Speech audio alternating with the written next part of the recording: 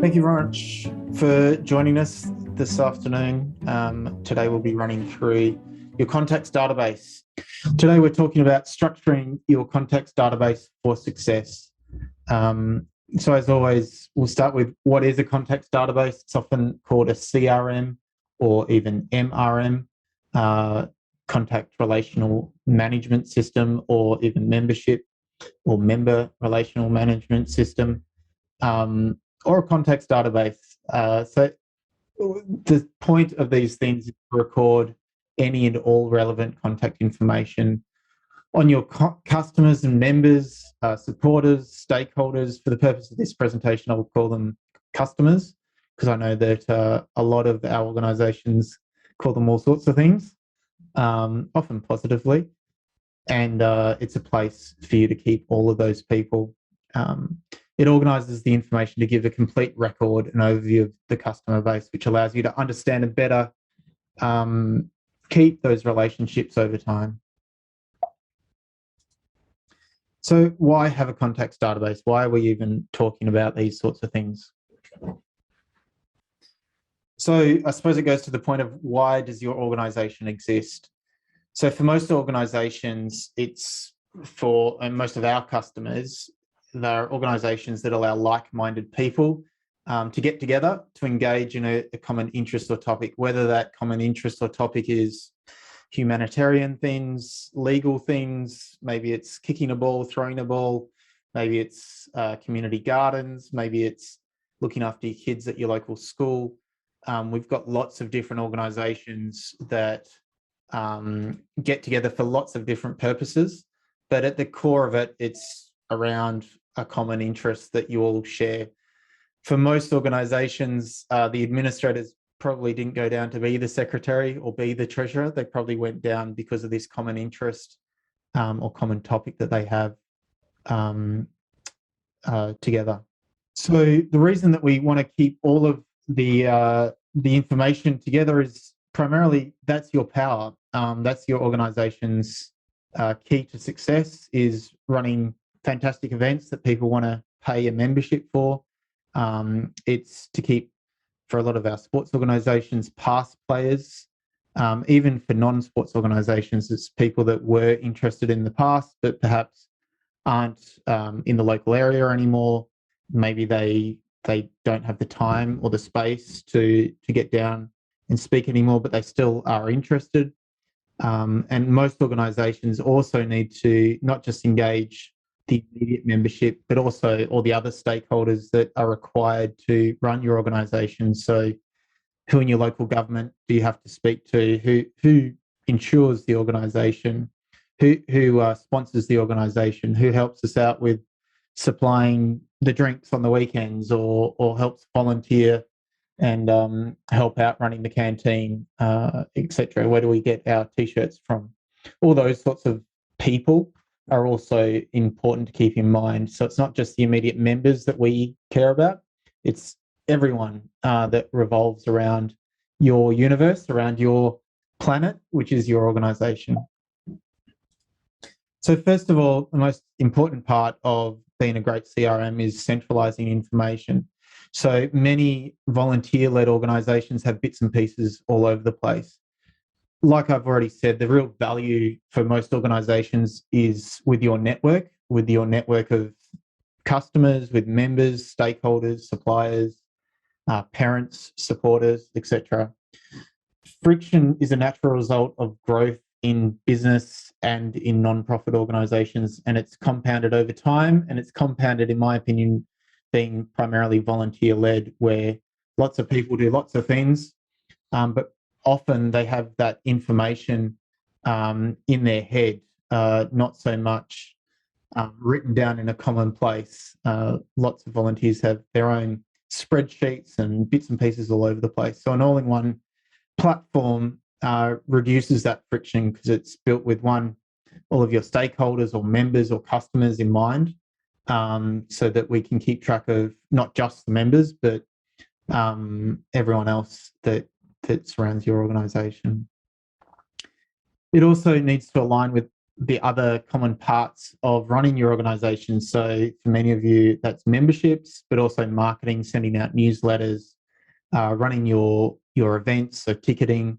That's primarily why you become a member, is because you want to attend events of one sort or another, be it physical in person or Zoom calls, to discuss and participate in common interests.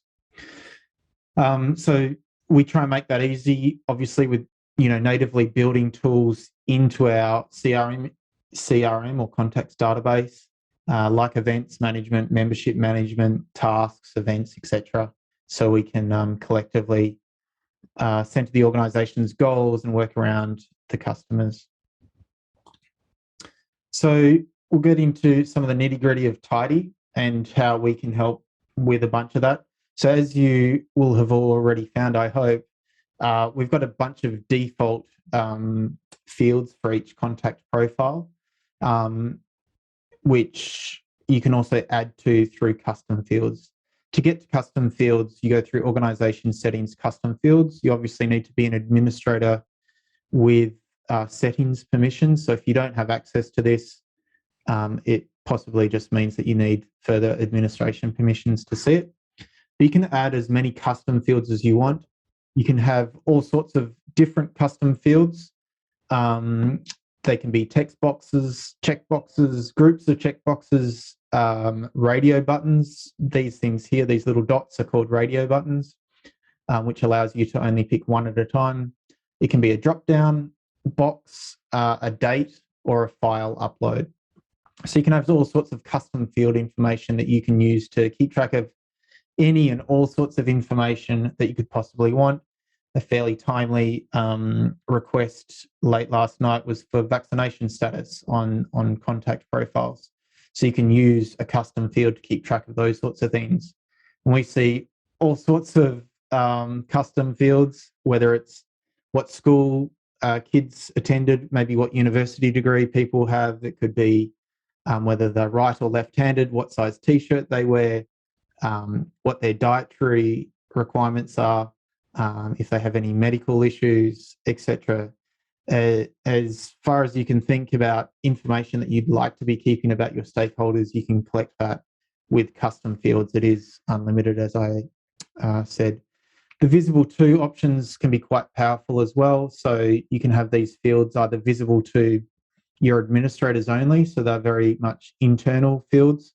It could be around accreditation or things like that.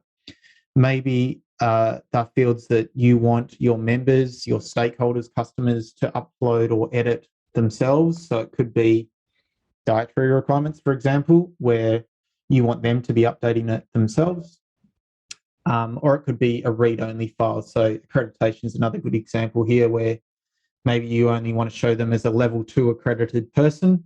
And if they want to debate that or discuss it, then they need to get in touch with you, and only you as an administrator can adjust that field for them.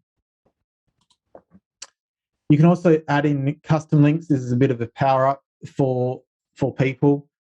So when a member or a customer sees a custom field, the actual title of that field will be hyperlinked out to a third-party site. So for this example, it's the Working with Children website here in Victoria, that if I click on Working with Children, it will link out to the website workingwithchildren.vic.gov.au.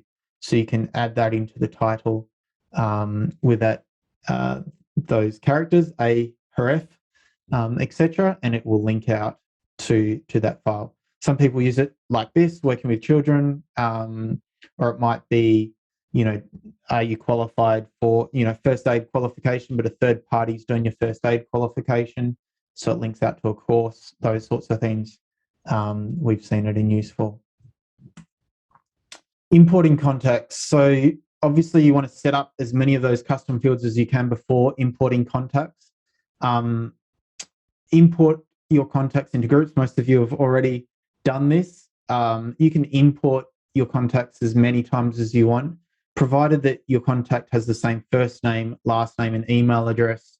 The system will just update the existing contact profile. It will overwrite other fields with your new spreadsheet of information. You can also import them multiple times. So if you import Isaac at TidyHQ multiple times, you can import me into multiple groups. So you might want to import me into the committee group and the various subcommittee groups or whatever the case might be. You won't create additional profiles of Isaac if you use the same first name, last name, and email address. When you're importing, you can assign the column to the field in here so that you can import as much information. And the spreadsheet isn't a standard, so we don't have really a standard importing contact spreadsheet because we don't need to, because you can allocate the fields to the columns as required. You can also use the parent guardian email to import children. So if you're an organisation that has children and parents, so junior sports clubs, for example, you can import the children, but import the adults first. So import the parent guardians first. And so they have a contact profile already. You can then import children and use this parent guardian email to assign the kid to the adult, and that will create a family link within the system. Is this contact a company? We'll create a contact as a company type as well. And I'll get more into companies at the end of the presentation. Aligning your administration team. Obviously, getting everyone on the same page is really, really important, and it's part of our remit and purpose. So, cross-team alignment, your administration team alignment is integral to the success of your organisation to get things done and get everyone on the same page to make for a more successful and enjoyable time for your members, for the events that you run, and just make life easier for volunteers so they're not spending so much time trying to pull teeth really and pull bits of pieces of information from all over the place. So it's easy for Isaac to log in, understand who went to last year's webinar or how last year's webinar was done, and contact everyone that came last year to this year's event. So we have a better chance of attendance numbers, etc. So really making that a more cohesive unit, we found also extends the time. So we're retaining our volunteers for a longer period of time, which is fantastic because you guys are really valuable and important people. It's good to, if you reduce the workload, you're more likely to keep people around, which is obviously really nice. And as a result, ultimately, your members, your customers will have a more seamless, consistent experience. And it means that they'll want to stick around longer because it's a more professional organisation. You see it from all sorts of organisations, from professional sports to all sorts of professional associations, etc., that the better they run and the more professional it feels, the more likely you are to renew. So we're trying to make that alignment really simple by natively building in all these other tools into the CRM. So communication tools, memberships, events, web pages, and all those integrations to make it a lot easier to integrate in and sort of align everyone regardless of what tools they want to use. So groups, if you're not using groups are the, a bit of a power up of the context database. You can have unlimited groups and you can use groups in all sorts of ways. Always use the year as a prefix. So having a naming convention is really, really powerful. It may not make sense in year 1, but by year 4, 5, etc., it makes it a lot easier to find information because you start typing in the year to shortcut it. We see organisations with literally hundreds of groups, and if they're all named committee or if they're all named, football team, it makes it really, really hard to find things at a later date. So prefixing them with the year is a strong hint that I give to everyone. and they are unlimited. So you can create as many of these as you want. I know for me, we used it to create, going back 20, 30 years in my organization, because we had bits of spreadsheets all over the place. And so I spent 12 months just trying to find all those spreadsheets and import them into our system, so we had history of the organization. And so when we had fundraising events, I could get in touch with people that had engaged with our organization over the last 30 years instead of over the last 12 months, which up until that point had been the case. So it makes it far, far easier to do some work. Smart groups. So smart groups are a result of advanced filters. So if you haven't had a look at advanced filters, you get that through the contacts table, and you can set up your advanced filters by selecting the custom fields, or any field for that matter, and creating some rules around it. So effectively, the rule is if this, then that. So if a contact profile complies with these rules, so in this example, date of birth is before 1st of the 1st, 1981, subscription status, which effectively is your membership status, is active, and they live in Australia, then we can add them to a group called, I don't know, pre-1981 Australian members. Use, smart group filters, so creating smart groups from this. Favorite digging instrument is the shovel. So all those people that have shovel as their favorite digging instrument will automatically be grouped together. So at any point in time, you can email that group and tell them about the latest deal on shovels, for example. But we see smart group filters being really well used with things like first aid certificates or accreditation details, where you want to send them an email that is really specific to that segment of your contacts, and it's dynamically updating based on these filter rules. The contact ID is effectively can be used like a membership number. People call it all sorts of things, which is why we've given it the generic title of contact ID.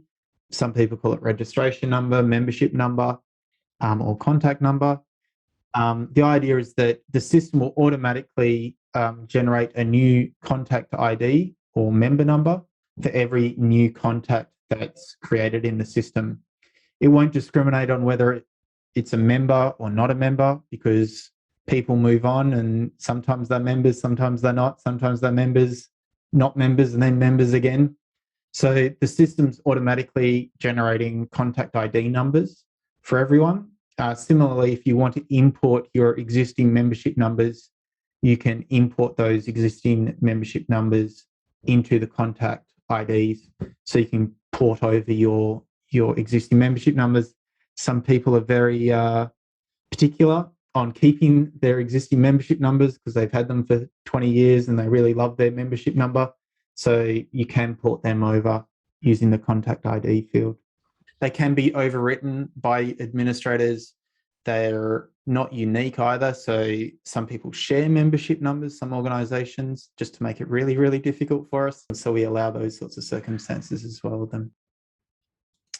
So syncing and sharing data. So contact databases like TidyHQ, we're trying to streamline time-consuming tasks like sharing information and manually updating contact records ideally is a thing of the past. Obviously, that's theoretical. I know the reality.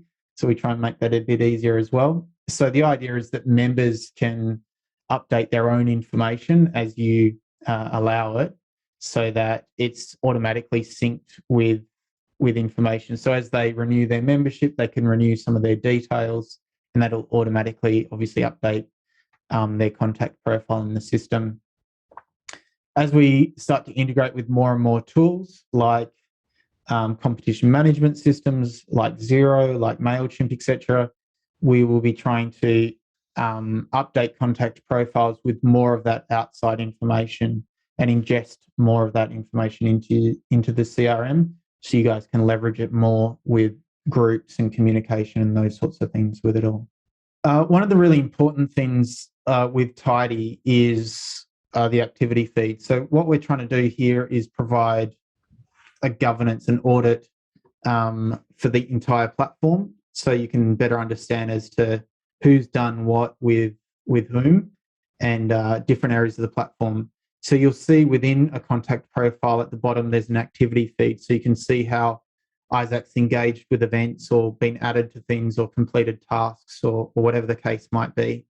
So you can get a full idea as to how the contact's been engaging with the organisation and how you've been engaging with them. Notes, which I'll talk to a bit more. So within the contact profile, there's also the ability to add notes about a contact. We're really going to have a focus on activity feed and notes and making that into a nicer user interface in later this year, hopefully. But the idea is that each administrator can add notes against a contact profile, so you can sort of work each other and understand that, well, you know, Joe spoke to Isaac and Isaac suggested that he wasn't happy with XYZ, and you can add those notes in there so you can understand exactly what's going on with each of your contacts as well.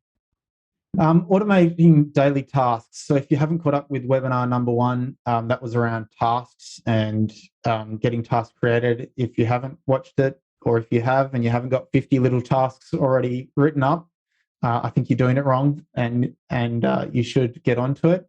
But obviously automating daily tasks is part of the game for us in building a great CRM. So automating day-to-day tasks, automating not just going to individuals, but also the roles. So, you know, secretary to follow up that and president to follow up this, etc. So the idea is that we want to reduce the amount of time it takes you to be in the role in your organization, so you can spend more time doing what you originally signed up for, which is, you know, networking and enjoying your sport or whatever the case might be. So obviously we're trying to automate data entry and ingestion of data with every interaction, as well as obviously any email communication. Providing you guys the Zoom link was done through Tidy. So against your contact profile in our account, we know that we sent an email to Jenny, to Vale, to Gordon, etc. Against your profile, so we can understand how we've interacted with each of you. We're also looking to do more around automating a bunch of tasks, so workflows within the organisation, and if this, then that within the workflow. So if this member hits this date, so it could be a working with children expiration date, then automatically create a task to send them an email or whatever the case might be. So that's definitely part of our focus. We want to simplify customer interactions, so less manual handling, the better. We're definitely keeping the real world in mind. This program was built out of my own frustrations of being on multiple committees and the reality of being a volunteer. And this wasn't my full-time job. I know some of you are full-time administrators that are watching this today, but for me, I wasn't. And but I definitely needed the time of a full-time person to focus on it. So the idea is that we simplify things for you. So, you know, we can logging notes against the associated contacts, email tracking, so it can tell you when customers have opened emails and bounced, syncing records across MailChimp and Xero, providing less manual handling with it all, so people can get on with it. That's our CRM. So where to next for the Tidy Contacts database? We're going to be spending a lot of time.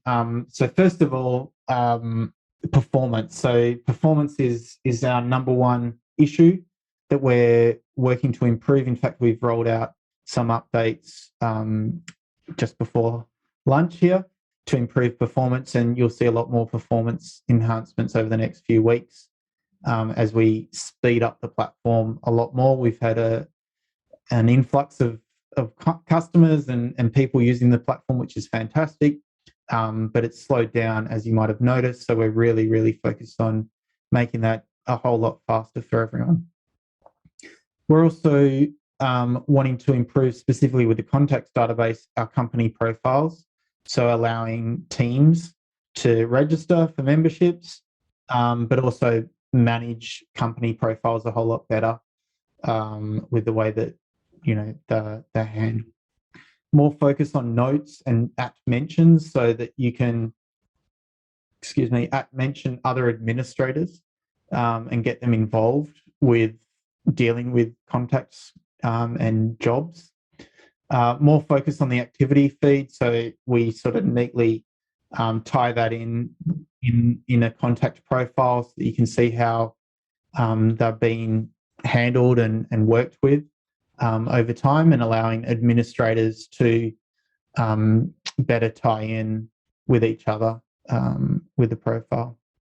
More powerful advanced filters. So a common request is for or. So we have and filters for the nerds out there. We're looking to implement or over the next few months as well, which will make it a whole lot more powerful. Shared contacts between organisations. This is what our Oz Cycling clubs were alluding to.